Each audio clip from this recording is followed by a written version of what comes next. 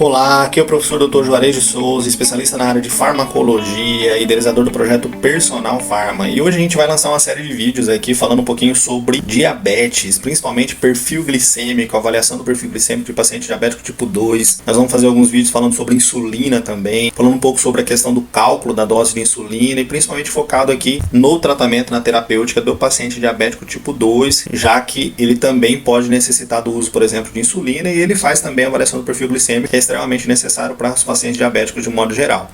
Então vamos lá, a gente vai falar um pouco hoje sobre o que seria o processo de desenvolvimento do diabetes tipo 2 especificamente. A gente precisa lembrar de dois tipos de gordura. Olha aqui, ó, uma gordura do tipo maçã, que é essa aqui, que é chamada gordura androide, gordura que tem uma característica com perfil de repercussão metabólica bastante intenso, e um tipo de gordura que a gente tem também, que é uma gordura formato no tipo pera. Esse formato no tipo pera ele já tem uma repercussão metabólica um pouquinho diferente. Como o foco nosso hoje é falar sobre diabetes tipo 2 e explicar um pouco sobre esse mecanismo do diabetes tipo 2, a gente sempre lembra o seguinte, que nesse modelo, no modelo de obesidade, que é o fator principal para desencadear o processo de diabetes, claro que tem sedentarismo e outros fatores de risco, genéticos também, mas principalmente aqui no modelo de obesidade, a obesidade androide é o principal fator de desenvolvimento que ajuda a causar o processo de resistência à insulina. Então o indivíduo que vai desenvolver diabetes tipo 2, ele desenvolve um processo chamado de resistência à insulina. O que é exatamente isso?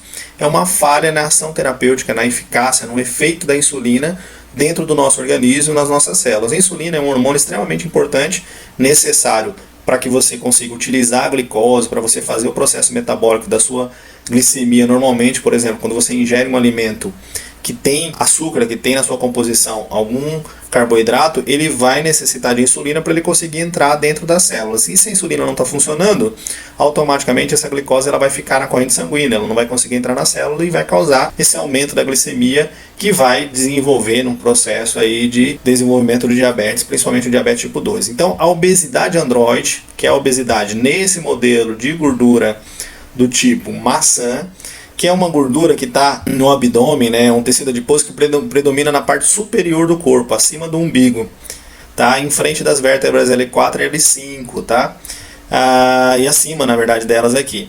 E a gordura, ela predomina nessa região, é uma gordura um pouco mais profunda, abdominal, ou tem uma relação com a gordura visceral, né, e tem também uma função de repercussão metabólica bastante intensa. Essa repercussão metabólica significa que você acaba utilizando essa gordura para algumas funções que eu vou mostrar daqui a pouquinho para vocês. Já a gordura ginoide, ela não é tão maléfica, né? É uma gordura que tem uma característica na parte inferior, infraumbilical, né? E apresenta menor repercussão metabólica. Tem consequência, tem risco, tem problema, mas a repercussão metabólica é menor. Então o principal risco aqui de resistência à insulina, desenvolvimento de resistência à insulina, está relacionado a essa gordura do tipo maçã, relacionada a uma obesidade chamada de obesidade androide. Quanto mais você aumenta a gordura abdominal, automaticamente você aumenta a sua circunferência abdominal e consequentemente maior risco para você desenvolver diabetes mellitus tipo 2.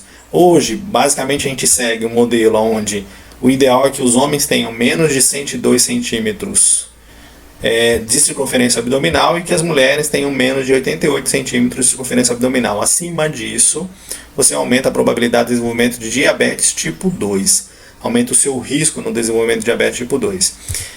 E na verdade essa gordura que a gente chama de gordura androide, ela tem uma característica, olha, ela é rica em adipócitos. Adipócitos são as células de gordura, e só que essas células de gordura da barriga, do abdômen, especificamente da gordura da obesidade androide, elas são adipócitos grandes, que tem uma série de receptores chamados receptores adrenérgicos, e que isso faz com que você tenha um aumento da liberação de ácidos graxos, de gordura no sangue. Então esse adipócito, além dele ser grande, a característica dele ser uma célula grande, que vai ganhando tamanho, né, fazendo com que o indivíduo aumente sua gordura abdominal, e consequentemente esse ganho de tamanho também faz com que ele piore a resistência à insulina. Você tem um adipócito grande, normalmente você tem dificuldade da insulina agir sobre ele.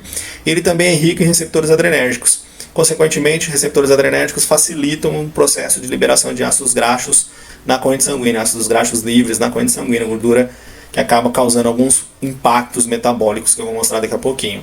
Já na gordura ginoide, você tem uma quantidade grande de adipócitos, mas você tem adipócitos que são menores, que têm um tamanho um pouco menor e são mais sensíveis à insulina, enquanto que os adipócitos da gordura androide eles são mais resistentes à insulina.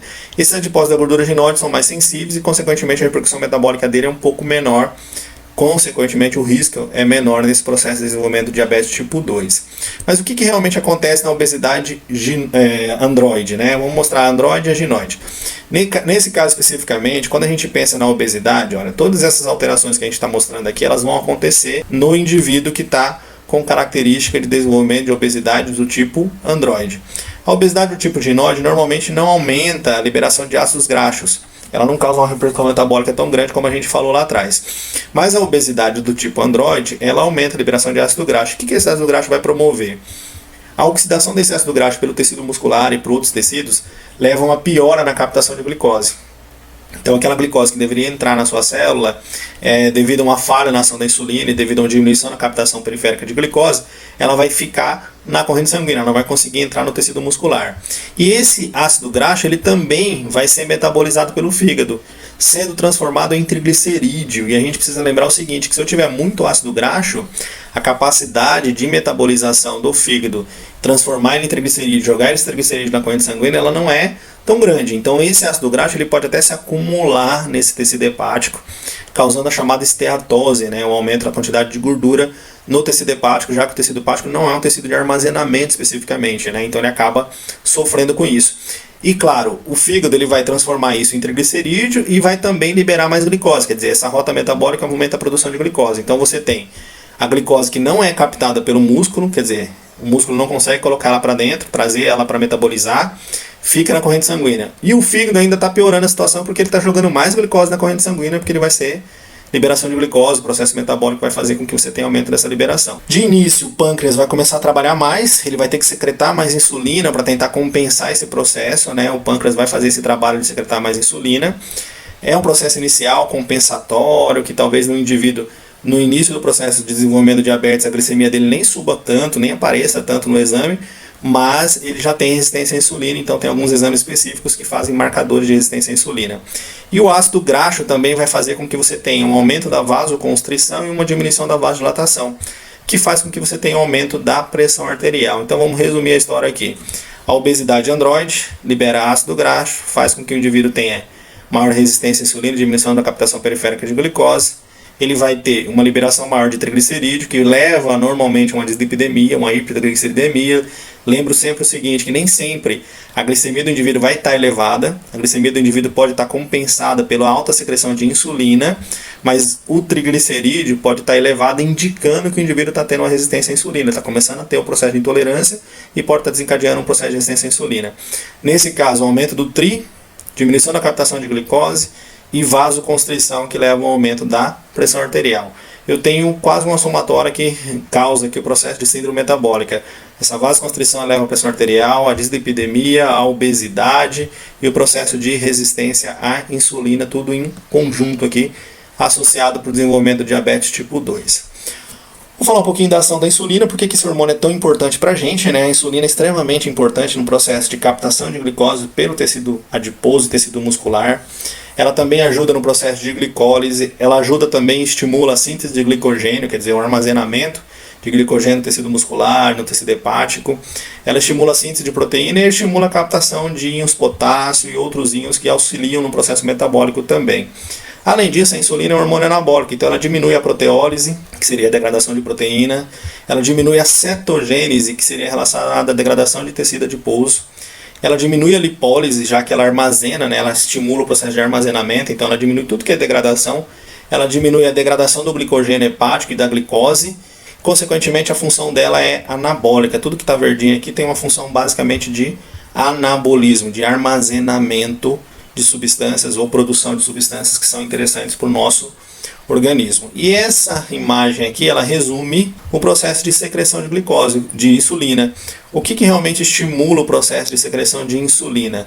Basicamente a entrada de glicose, toda vez que você ingere carboidrato ou glicose de um modo geral, através de um carboidrato simples, ou até um carboidrato que seja metabolizado, que se transforma num carboidrato simples, essa glicose ela vai entrar através do GLUT2, lá no pâncreas, né? E no pâncreas ela vai ser oxidada, ela vai ser degradada pela glicoquinase, transformada em energia, e essa energia vai fechar um canal de potássio.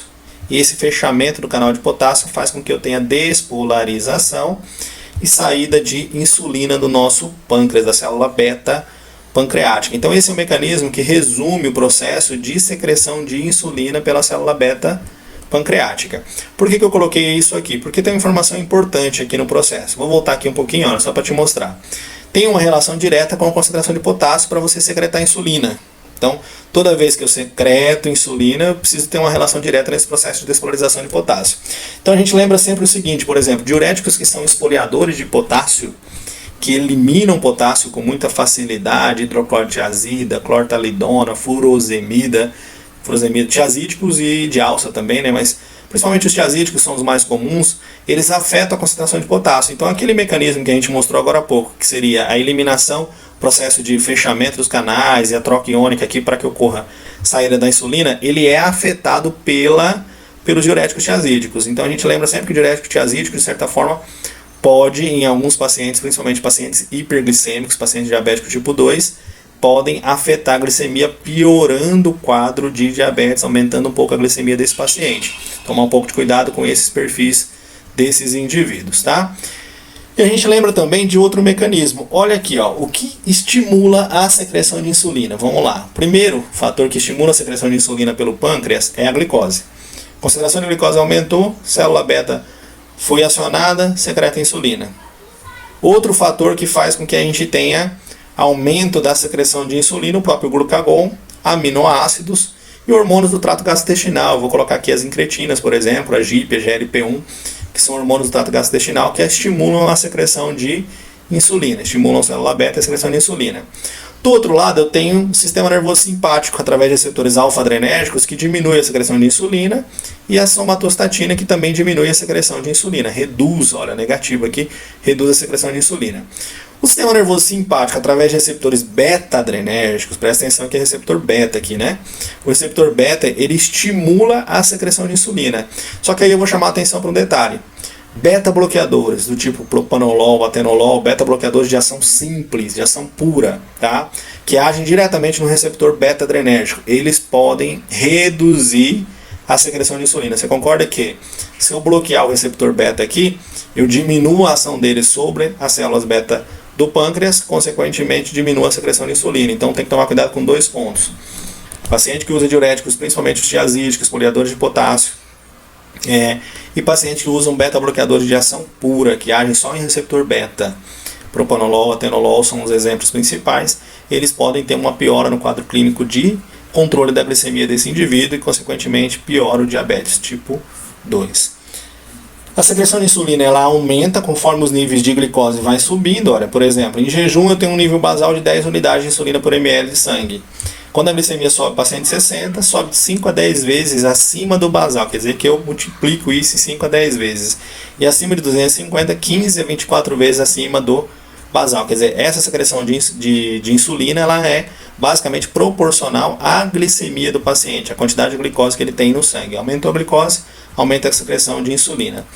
E aqui eu coloquei para fechar as principais insulinas que nós temos disponíveis hoje para os pacientes de um modo geral. Insulinas que são insulinas sintéticas de alguma forma, que são utilizadas clinicamente. Então, fisiologicamente a gente mostrou o que é produzido e agora a gente tem farmacologicamente quais são as principais insulinas. A gente tem as insulinas ultra rápidas, né? Aspartato, Lispro, que tem essa característica de ter uma ação extremamente rápida, dentro de meia hora, 30 minutos, com um pico de efeito aqui rápido também, curto, né? Com ação terapêutica aqui de mais ou menos 4 a 5 horas, depois ela vai acabar sendo eliminada. Nós temos a insulina regular. A insulina regular tem uma característica de ter uma ação um pouco mais longa, em torno de 8 a 9 horas, com um pico de ação de 2 horas e meia aqui mais ou menos. Nós temos uma muito comum que é a NPH. Essa NPH tem um perfil de ser uma insulina de longa duração, junto com a Detemir, junto com a glargina, né? Então a gente tem algumas insulinas de longa duração, algumas com a duração mais longa, como é o caso da glargina, da Detemir também, que atinge aqui quase 24 horas de efeito. Enquanto que a NPH ela tem um período mais curto, né? Ela acaba atingindo aqui em torno de 18 horas de ação terapêutica. Lembrando também que ela tem pico, né? Quando você tem pico de insulina, você tem alguns riscos de hipoglicemia. Nesse caso, especificamente, a NPH tem um pico aqui com 5 a 6 horas. Então, insulina rápida, insulina regular e insulina de longa duração. E aqui a gente tem uma insulina inalável, que provavelmente daqui a uns dias vai estar aqui no mercado do Brasil, fazendo esse vídeo hoje, mas daqui a um tempo a gente tem plena certeza que ela vai conseguir chegar aqui, vai ser utilizada e depende muito do perfil do fabricante. Essa aqui, por exemplo, tem uma ação de mais ou menos 1 hora aqui de pico, né? Então ela tem um efeito relativamente rápido, muito parecido com a insulina aspartato e lispro, consequentemente ela vai ser utilizada para conter picos de hiperglicemia. Então essas são as insulinas que são utilizadas terapeuticamente, insulinas rápidas, regulares e insulinas de longa duração. Esse vídeo foi um vídeo complementar só para a gente mostrar um pouco sobre diabetes tipo 2, falando um pouco sobre a eficácia e eficiência da insulina, e a gente pede que você acompanhe os outros vídeos para você conhecer mais sobre ação terapêutica, sobre avaliação do perfil glicêmico, sobre controle da glicemia e também a ação dos fármacos. Quem não é inscrito no canal, se inscreva no canal, deixa o joinha lá pra gente que ajuda bastante a gente aqui, também acompanha a gente nas redes sociais e até o próximo vídeo. Valeu, até mais.